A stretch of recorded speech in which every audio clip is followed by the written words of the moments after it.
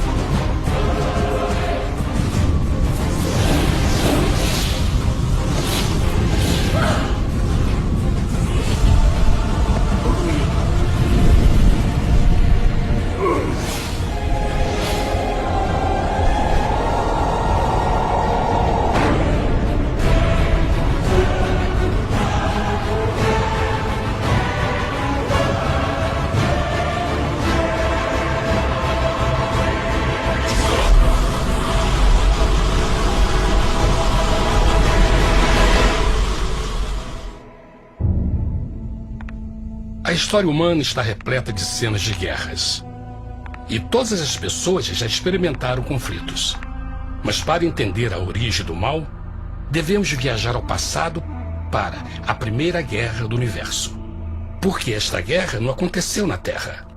Antes que o nosso mundo existisse, houve uma guerra no céu. Mesmo as palavras guerra no céu soam como uma contradição. É quase inimaginável para nós que pudesse haver batalhas e conflitos entre as criações de Deus no paraíso. O que pode ter causado este conflito celestial? Graças a um livro antigo chamado Bíblia, temos detalhes suficientes para poder juntar as peças e desatar os nós. Mesmo que trágica, é uma extraordinária e bela história de amor que vai desde o princípio dos tempos até tocar pessoalmente a você, a mim e a cada indivíduo na Terra. Nossa história começa há muito tempo atrás na capital do universo.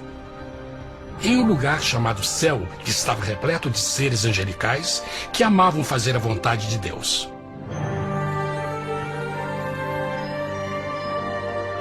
Sob o justo e amoroso governo do Criador, todo o céu desfrutava uma existência de felicidade e perfeita paz. O príncipe supremo do paraíso e comandante dos anjos era o poderoso e amoroso Filho de Deus, mais conhecido com o nome que adotou quando veio à Terra, Jesus. Ele tinha o mesmo propósito e pensamento com Deus, o Pai. O céu, sob o comando compassivo do Pai, Filho e Espírito Santo, provou ser um maravilhoso lugar de paz e alegria. Para realizar as ordens de Deus, a Trindade estava rodeada de um oceano virtual de inumeráveis espíritos ministradores chamados serafins e querubins, mais conhecidos como anjos. Essas poderosas e inteligentes criaturas descobriram que a felicidade estava em cumprir as ordens do Todo-Poderoso. Mas Deus criou um extraordinário anjo para atuar como líder de toda a multidão celestial. A Bíblia nos diz que seu nome era Lúcifer, que significa portador da luz. Este querubim foi o maior ser criado por Deus e assumia a posição mais próxima do trono de Deus, estando diretamente sob a autoridade de Jesus. A tarefa de Lúcifer era difundir a luz e o conhecimento da vontade de Deus a todos os outros anjos. Lúcifer foi o mais esplêndido ser criado por Deus. Era extremamente bonito e dotado de enormes poderes de liderança e organização. Entre os anjos, ele foi muito admirado, respeitado e amado como amigo. Mesmo assim, Deus previu o mal que Lúcifer estava a ponto de introduzir no reino da luz. Cheio de sabedoria e formosura, de todas as pedras preciosas te cobrias. Tu eras o querubim, ungido para cobrir, e te estabeleci. No monte santo de Deus estavas, no meio das pedras afogueadas andavas. Perfeito eras nos teus caminhos, desde o dia em que foste criado, até que se achou iniquidade em ti. Quando Lúcifer percebeu a sua beleza e poder, seu coração pouco a pouco começou a mudar. Permitiu que seu enfoque se afastasse de Deus e direcionou seu amor para si mesmo. Talvez nunca saberemos completamente como e porquê estas sementes de rebelião germinaram em seu coração. Mas o profeta Isaías nos dá uma visão do pensamento de Lúcifer. Como caíste desde o céu, ó estrela da manhã, filha da alva, como foste cortado por terra, tu que debilitavas as nações. E tu dizias no teu coração: eu subirei ao céu, acima das estrelas de Deus exaltarei o meu trono. Subirei sobre as alturas das nuvens, e serei semelhante ao Altíssimo. Lúcifer, aos poucos, começou a cobiçar o poder de Deus, mas não sua personalidade. Ao pensar em suas próprias habilidades e belezas extraordinárias, os perversos tentáculos do orgulho e vaidade congelaram sua mente. Este ressentimento e inveja fizeram com que ele violasse a lei sagrada de Deus e se rebelasse contra seu governo. Precisamos fazer uma pausa e esclarecer algo. Desde o princípio, Deus ordenou que as leis da física governassem o mundo material em que vivemos. Sem essas leis naturais, o universo seria um caos. Do mesmo modo, as leis morais de Deus sempre têm dado segurança e estabilidade ao cosmos. Alguns pensam que os 10 mandamentos não existiram, até que o Senhor os entregou a Moisés no Monte Sinai. Mas as Escrituras nos ensinam que os princípios das leis de Deus sempre existiram por toda a eternidade, pois são a base fundamental de seu reino de amor. Seguros todos os seus mandamentos, permanecem firmes para todo sempre e são feitos em verdade e retidão. Os 10 mandamentos são um resumo das características de um Deus de amor. Os primeiros 4 mandamentos descrevem quem é Deus, seu poder, seu território e autoridade. Os últimos 6 descrevem como é Deus, sua honestidade, sua pureza, sua fé. Todas estas coisas sempre foram verdade e sempre serão verdade. Agora, pela primeira vez na história da eternidade, Lúcifer começou a violar esses princípios perfeitos. Lúcifer sabia que se fosse compartilhar o poder e status de Deus, necessitaria de apoio. E deu início ao trabalho. Começou sorrateiramente a circular entre os outros anjos, plantando sementes de dúvida e descontentamento a respeito da liderança de Deus, ao mesmo tempo em que, sutilmente, revelava suas próprias virtudes. Ele insinuou que Deus abusava de seu poder divino e suas leis restringiam a verdadeira liberdade e felicidade de suas criaturas. Com seu raciocínio audaz e poder de influência, Lúcifer pôde persuadir a um grande número de anjos a se unirem para seu motim. Talvez se perguntem, como tantos anjos inteligentes puderam seguir esse desertor? Bom, lembrem que até esse ponto nenhum anjo tinha escutado uma mentira. E nesse primeiro estágio da rebelião, os anjos não perceberam a obsessão de Lúcifer em assumir a posição de Deus. Não sabiam que finalmente ele planejaria a tortura e o assassinato do Filho de Deus na cruz com a intenção de ocupar o seu trono. Estranhamente, Lúcifer pensou que poderia ocultar seus verdadeiros propósitos de Deus.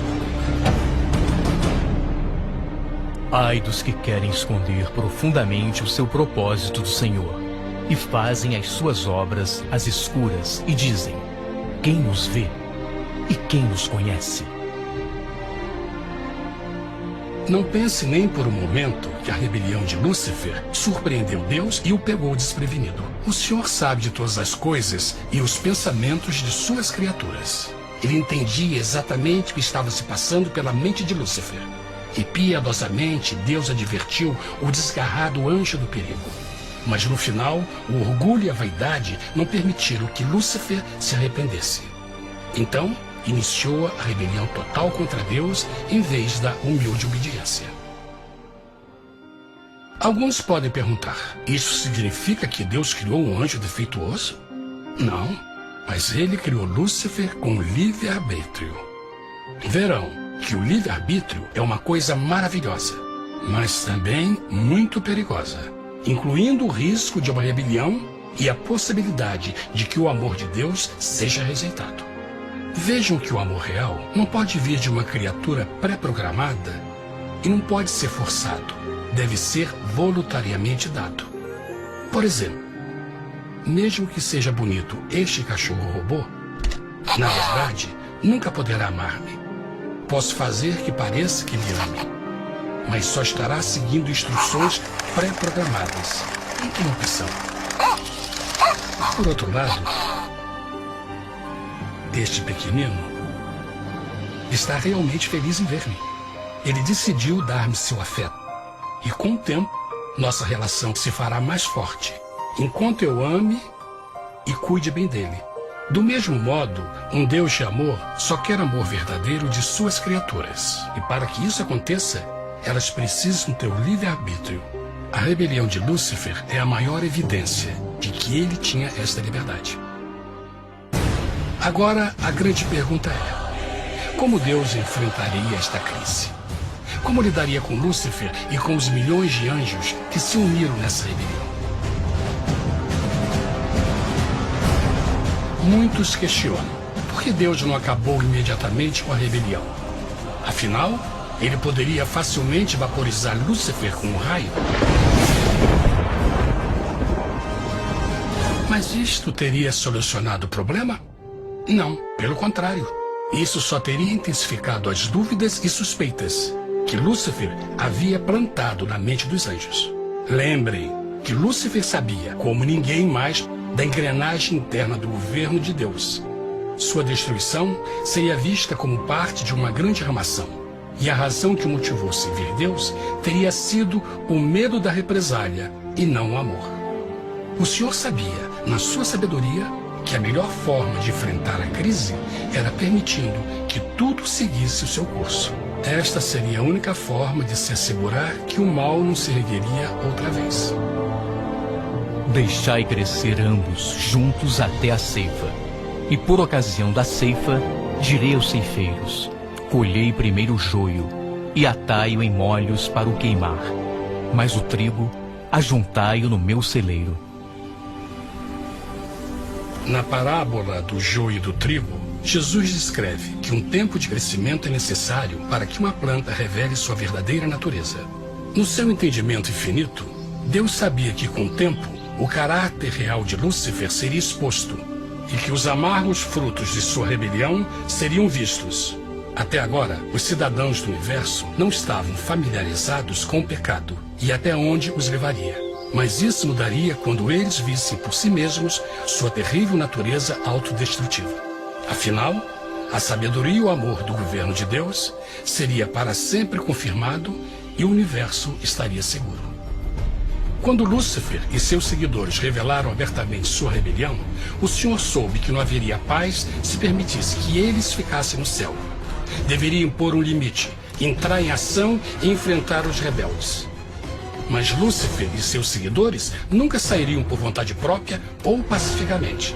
O passo seguinte foi a guerra. E houve batalha no céu. Miguel e os seus anjos batalhavam contra o dragão. E batalhavam o dragão e os seus anjos. Mas não prevaleceram, nem mais o seu lugar se achou nos céus.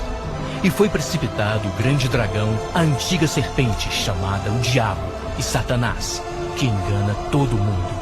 Ele foi precipitado na terra, e os seus anjos foram lançados com ele. A Bíblia não revela exatamente que tipo de armas foram usadas durante este conflito cósmico. Mas esta guerra foi como nenhuma guerra que os olhos mortais já viram. Apocalipse 12:4 nos diz que finalmente Lúcifer e 1/3 dos anjos de Deus foram expulsos do paraíso.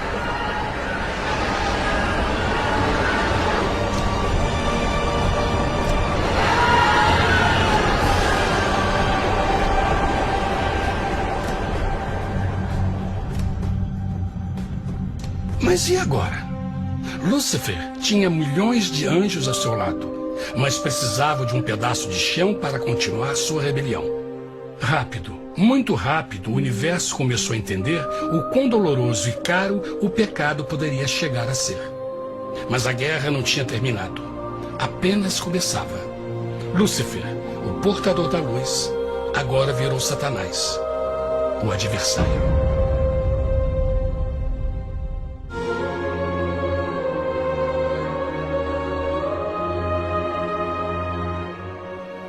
Depois da guerra no céu, Satanás e seus anjos caídos foram expulsos da corte de glória.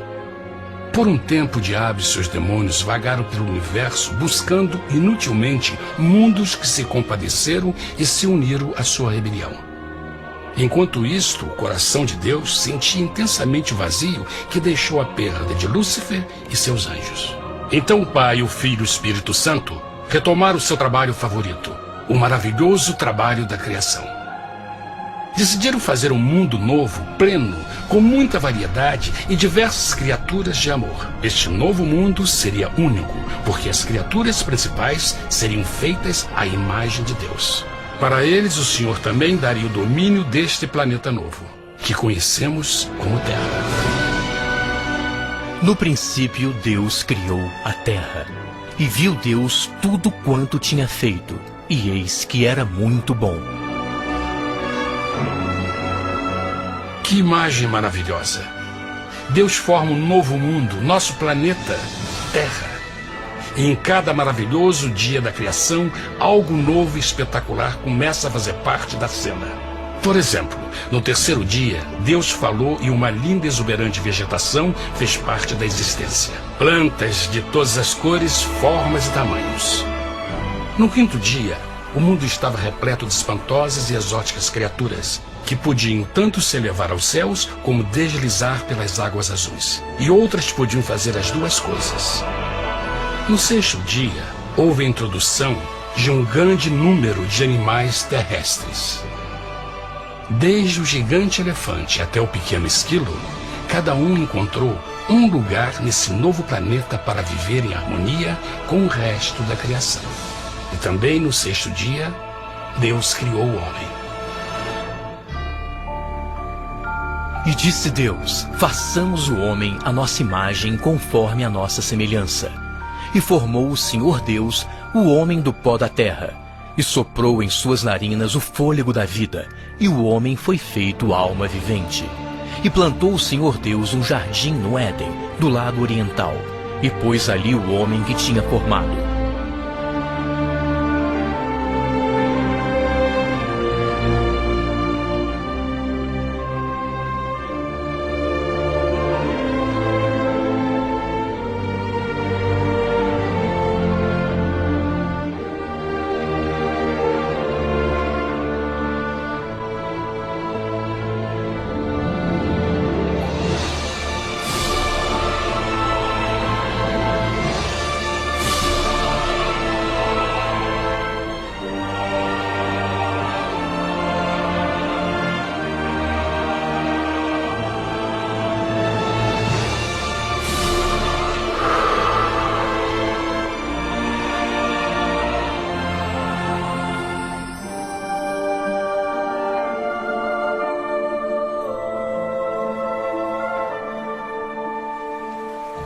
Mas que grande honra ser criado à semelhança de Deus, ser um indivíduo com liberdade de pensamento. No princípio, o homem não percebia a sua nudez. Provavelmente porque antes do pecado ele estava vestido de glória e luz.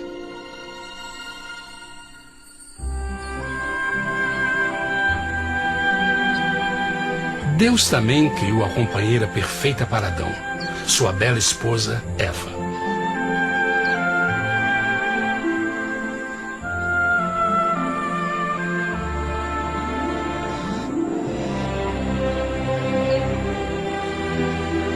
O feliz casal foi colocado em um magnífico jardim perfeitamente projetado para aumentar sua felicidade. Para Adão e Eva e as outras criaturas da terra, também foi dado o privilégio divino de procriar a sua própria imagem. A intenção de Deus foi que a raça humana tivesse domínio sobre este paraíso perfeito para sempre. Eternamente felizes e saudáveis, trabalhariam com a flora do jardim de Deus, enquanto desfrutariam o afeto e companhia de todas as criaturas sob seus cuidados. O ambiente que nossos primeiros antepassados experimentaram foi muito diferente do mundo de hoje.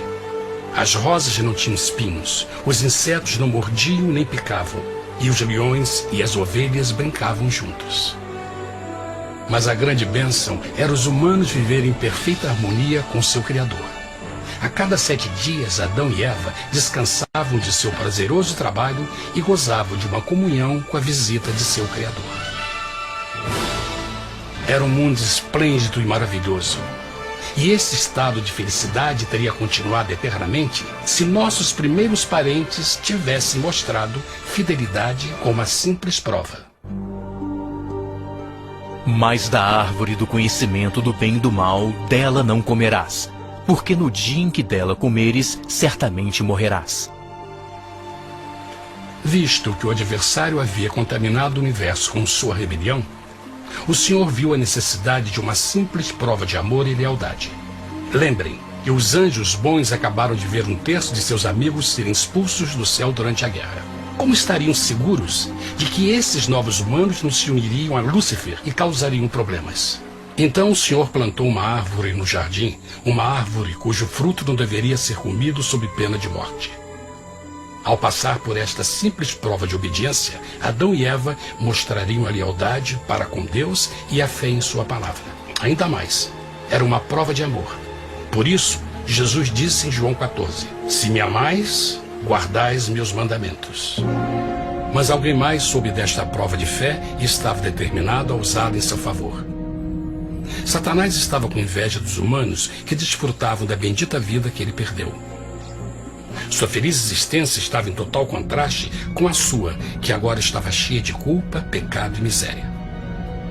Com ressentimento e raiva, não estava disposto a deixar o casal em paz, pois o pecado sempre buscará arrastar a outros consigo.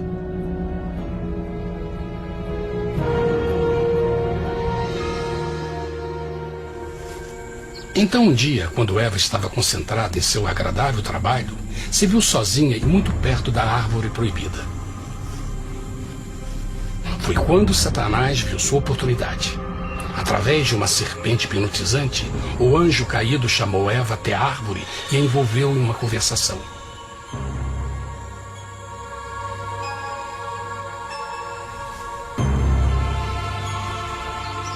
Suas palavras encantadoras foram cuidadosamente calculadas para gerar desconfiança a Deus.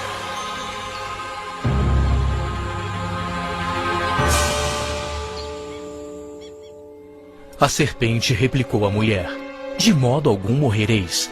Deus sabe que no dia em que dele comerdes, vossos olhos se abrirão e sereis como Deus, conhecedores do bem e do mal. A mulher notou que a árvore era boa para comer, pois era atraente aos olhos e desejável para alcançar sabedoria. Colheu o seu fruto e comeu. Deu também ao seu marido, que comeu assim como ela. Tragicamente, quando Eva escutou a suave e sedutora voz do tentador, começou a ter certas dúvidas da palavra de Deus. A serpente enganou-o com a promessa de grande poder e sabedoria. Isso chamou sua atenção. Além disso, aparentemente um fruto deu à serpente a habilidade de falar. Que outros poderes poderia dar a ela? E mesmo tendo acabado de conhecer a serpente, ela confiou em sua palavra acima da de Deus, quem a criou, e lhe deu um paraíso para viver. Então Eva comeu o fruto proibido e convenceu seu esposo a fazer o mesmo. Adão poderia ter escolhido ser fiel a Deus, mas colocou seu amor pela esposa acima do seu amor por Deus. Quando os nossos primeiros parentes mostraram lealdade ao inimigo, o domínio da terra foi tomado por Satanás. Não sabeis que, vos oferecendo a alguém para lhe obedecer, vos tornais escravos daquele a quem obedeceis? Ninguém pode servir a dois senhores. Este mundo agora seria o último campo de batalha entre o bem e o mal, e o coração de cada homem e mulher seria o prêmio. Adão e Eva não se deram conta desse tempo, mas seu momento de desconfiança e desafio abriria as comportas do sofrimento de milhões de pessoas durante milhares de anos.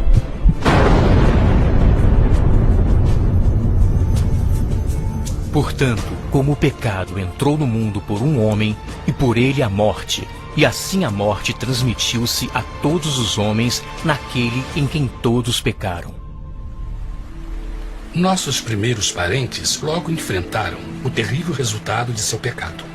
Em estado santo, Adão e Eva resplandeciam com túnicas de glória. Depois de pecarem, suas túnicas naturais de luz se desfizeram e eles ficaram mortificados com a sensação de sua nudez.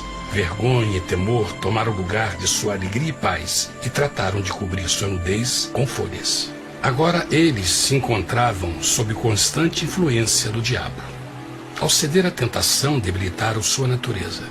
E Satanás ganhou poder sobre a humanidade. As pessoas não podiam resistir às tentações do diabo com sua própria força.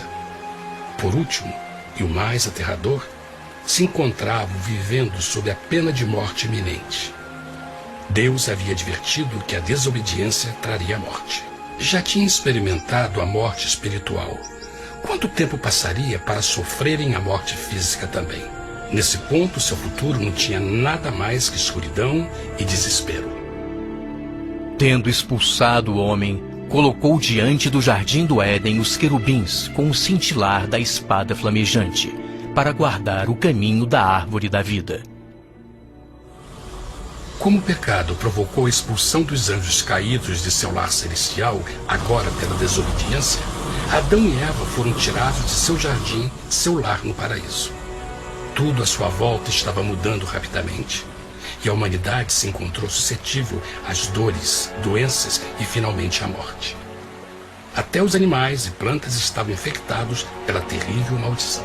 Os espinhos e cardos agora pareciam árvores e flores, e os animais que antes eram gentis começaram a se matar e a devorar uns aos outros. O pior resultado foi que o pecado separou a humanidade de Deus. Mas vossas iniquidades cavaram um abismo entre vós e vosso Deus. São vossos pecados que ocultaram de vós sua face, para não vos escutar. Na criação, foram dados a Adão e Eva a honra de falar com os anjos, e até com o Filho de Deus cara a cara. Mas Deus é tão puro e santo que nenhum mal pode existir na sua presença. Agora que os primeiros humanos tinham pecado, Deus afastou sua santa presença deles para a sua própria proteção. O pecado tinha queimado uma parte da alma do homem que já não podia ver a dimensão espiritual. Deste momento em diante, a comunicação com o céu seria limitada. Mesmo com todas estas maldições caindo sobre Adão e Eva, o coração do Senhor se encheu de compaixão. A lei que haviam violado não poderia ser alterada para salvá-los, pois é tão sagrada e imutável como Deus mesmo. O Senhor sabia que havia só uma maneira na qual o homem podia se redimir. Então um plano foi revelado, nascido do fundo do coração de Deus. Um plano para salvar o homem de seu encontro com a morte eterna e restaurar tudo que estava perdido com o pecado. Seria de grande intensidade, alcance e poder, mas seria um plano que também implicaria num enorme sacrifício. O amor de Deus para conosco se manifestou por ter enviado ao mundo seu Filho unigênito, a fim de vivermos por ele. Nisto consiste o amor, não em termos nos amado a Deus, mas em ele nos ter amado e enviado seu Filho para se sacrificar por nossos pecados. As Escrituras claramente ensinam em Romanos 6:23, o custo do pecado é a morte. A lei violada demandava a vida do pecador e só tinha um em todo o universo qualificado como substituto da humanidade. O Criador só podia pagar a dívida de suas criaturas tomando seu lugar. Então Jesus Cristo, o Filho de Deus, concordou em deixar a pureza, glória e segurança do céu. Ele viria para morrer em nome do homem em seu malvado e renegado planeta. Ele nasceria como um inocente e indefeso bebê, suportaria uma vida de dor e vergonha e mesmo assim viveria uma perfeita e vitoriosa vida. Finalmente, ele teria uma morte humilhante para poder ser o substituto da humanidade caída. Por seu sacrifício, a humanidade incrivelmente receberia uma nova oportunidade de ter a vida eterna. Seu sangue seria o resgate para um mundo raptado por Satanás. Este maravilhoso plano de redenção foi graficamente ilustrado no sistema de sacrifício de animais ordenado por Deus depois da queda do homem. O Senhor tinha avisado Adão e Eva que iriam morrer no dia em que comessem do fruto proibido. E como que permaneceram vivos? A Bíblia nos diz que imediatamente depois do pecado, Deus providenciou roupas na forma de peles de animais. É bom notar que o Apocalipse se refere a Jesus Cristo como a ovelha que foi morta desde o princípio do mundo. Isso indica que uma ovelha foi sacrificada no mesmo dia para prevenir suas mortes imediatas. Pela fé, neste sacrifício, suas mortes foram simbolicamente transferidas deles para a criatura inocente. A ovelha certamente era a representação de Jesus. Assim, um raio de esperança foi dado em uma situação de escuridão e desespero. Através do arrependimento e a fé no sangue do Messias, qualquer humano poderia uma vez mais ser filho de Deus. Mas mesmo com este grande plano para a humanidade, Satanás ainda tinha o domínio da terra. E a vida na terra não estava fácil. No mundo haveis de ter aflição, mas coragem, pois eu venci o mundo. Naturalmente, muitos se perguntam, como um Deus amoroso e poderoso permite dores e sofrimentos no nosso mundo atual? Mas está claro desde o Gênesis que Deus nunca quis que nós tivéssemos o conhecimento da dor dessa vida. Quando o mundo saiu das mãos de Deus, a terra era um maravilhoso paraíso. Foi o pecado de Adão e Eva que deu a Satanás o direito de assumir o controle deste planeta. Devido à sua trágica eleição, o diabo e seus súditos ganharam o poder de tentar e atormentar os humanos, introduzindo a doença, a dor e o sofrimento. Talvez fosse melhor perguntar: por que Satanás não tem o controle total da humanidade? A resposta é Jesus Cristo. Talvez já perceberam que a morte de Jesus na cruz deu a cada um de nós a oportunidade de sermos salvos, mas na verdade fez muito mais do que isso. Quando o Salvador ofereceu sua vida para redimir a terra, esse ato poria restrições ao controle de Satanás sobre a humanidade. Satanás não poderia forçar nossa vontade e seu poder de nos ferir seria limitado. O sacrifício de Cristo também nos trouxe um tempo de prova, durante o qual poderíamos ver a diferença entre o governo de Deus e o de Satanás, e então decidir a quem servir. Finalmente, pelo sacrifício que fez Jesus, o reino de Satanás chegará ao seu final, e um dia a terra será devolvida ao homem mais maravilhosa do que era no princípio. Mesmo Adão e Eva tendo começado suas vidas como exilados do paraíso, ainda tinham esperança. Deus providenciou peles de animais sacrificados para se cobrirem. Mas o mais importante, ele prometeu o sangue do Cordeiro de Deus para pagar por seu pecado, se aceitassem Cristo e se arrependessem. Uma grande pergunta permanece: as pessoas aceitaria o grande presente de Deus? Como escaparemos se agora desprezarmos a mensagem tão sublime da salvação? A incrível história que acabaram de escutar é verdade e afeta vocês. Pois, pelo desejo de Satanás de ser Deus e a desconfiança e desobediência de Adão e Eva, todos nós nos encontramos em uma situação perigosa. De um lado, a humanidade foi grandemente favorecida por Deus com uma segunda chance de recuperar nosso lugar no Éden. Por outro lado, se nós desistirmos de aproveitar esta grande chance, nos tornaremos escravos de Satanás e finalmente seremos destruídos quando Deus limpar o universo do pecado. Amigos, não há melhor hora de fazer sua escolha por Jesus do que agora mesmo. Nenhum de nós sabe quanto tempo mais teremos que viver nesta terra. Jesus nos tem mostrado grande interesse no seu bem-estar e seu amor por vocês o levou a providenciar uma maneira de escaparmos de uma futura destruição. Ele quer que você o aceite e se arrependa de seus pecados. Através de Cristo, pode encontrar o perdão para tornar-se como Ele em caráter. A triste notícia é que Satanás atua de todas as formas possíveis para evitar que aceite o presente da salvação de Deus. Devido à nossa rotina da vida, o amor ao dinheiro ou alguma outra distração fascinante, ele trabalha para manter a todos ocupados e afastados do que, na realidade, mais importa, sua salvação eterna. Para que entenda a realidade da situação e que se você não escolhe a Jesus por omissão, está escolhendo a Satanás. Mesmo que a terrível escolha de Adão e Eva nos traga morte e miséria, vocês agora podem tomar uma melhor decisão. Deus está oferecendo uma paz que satisfaz o anseio mais profundo de sua alma e uma alegria que não encontrará nas atribulações deste mundo. O desejo que tem o coração de Deus é que seja salvo e esteja com Ele no paraíso. Mas o único que pode mantê-lo fora do céu é você. Imagine a tragédia que seria se você recusasse este precioso presente. Você pode decidir hoje e aceitar a salvação que Deus prometeu. Na verdade, nesse momento, pode aceitar a vida eterna através de Jesus Cristo. Posso convidá-lo para que acompanhe agora mesmo em uma simples oração, aceitando sua maravilhosa oferta? Por favor, repita depois de mim. Querido Pai Celestial, venho a Ti agora e humildemente pedir Teu perdão.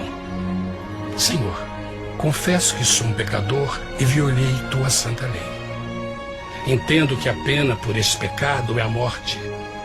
Acredito que Jesus Cristo sofreu e morreu na cruz para receber o castigo por todos os nossos pecados. Acredito que Jesus ressuscitou e eu o aceito como meu Salvador pessoal. A partir deste momento em diante, Te dou o meu coração e o aceito como Senhor da minha vida.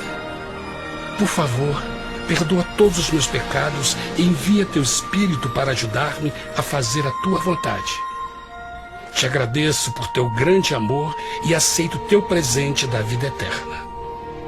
E eu oro tudo isso em nome de Jesus. Amém.